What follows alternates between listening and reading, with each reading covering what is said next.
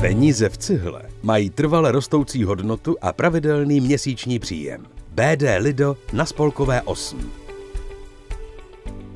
Je to ohraný klišé, že vždycky cenu tvoří lokalita. Nicméně je to lokalita s největším potenciálem v Brně. Dneska tam běží 10 projektů, dalších 10 se spouští příští rok a ta lokalita roste nahoru neuvěřitelným způsobem.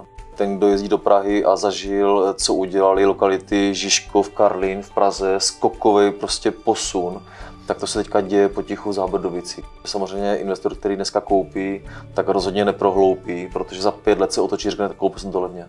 Když se na to podíváš z pohledu investice, to znamená, seš investor, který si kupuje garzonku s úmyslem, aby ji pronajal a z toho vydělával. Vždycky platí poučka, že buď roste trh nákupů nebo trh nájmu.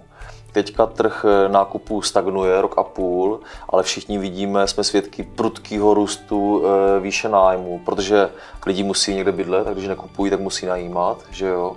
A málo kdo si to počítá do procent, ale dneska už v Brně je podstatně lepší návratnost výnosů z nájmu než před rokem a půl, před 2 rokama, protože nájmy prudce sporu poskočily.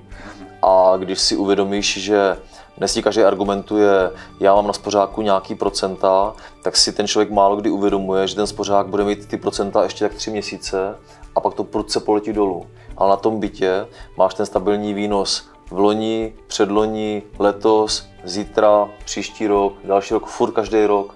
Takže není to volatilní trh a nájmy rostou nahoru. Takže když si dáš peníze do bytu, které ti dneska udělá reálně 4% výnosu na nájmu a 4% ti udělá zhodnocení ceny, což je v součtu 8, tak to je o 2% víc než ten spořák. Ale ten spořák příští rok bude mít 3%, ale ten byt bude mít furt 8. Dneska je čas kupovat, protože ta doba, kdy ten člověk si může říct o dobrou cenu nebo o nějaké bonuse, ta skončí, jak se ten trh rozběhne a to se stane nejpozději na jaře, příští rok se to stane, tak v tu chvíli skončí ty příležitosti. Bylo to vidět vlastně na začátku tohoto roku s tím obrovským růstem těch nájmů a... Přesně tak. To, co je nutné vnímat, je třeba energetická náročnost budov. Že jo? Dneska si koupíš v Brně panelový byt, ale tvoje náklady měsíční na spotřebu energii budou dvojnásobný než té novostavby. A to je rozdíl, to se počítá.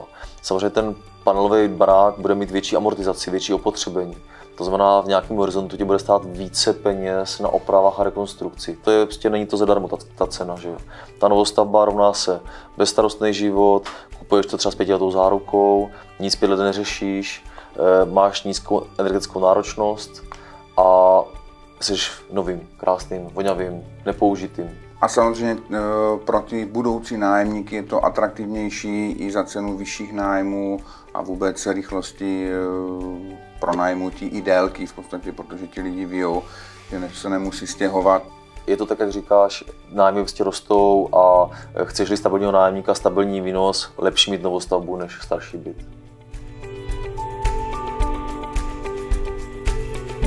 Peníze v cihle mají trvale rostoucí hodnotu a pravidelný měsíční příjem. BD Lido na Spolkové 8. bdlido.cz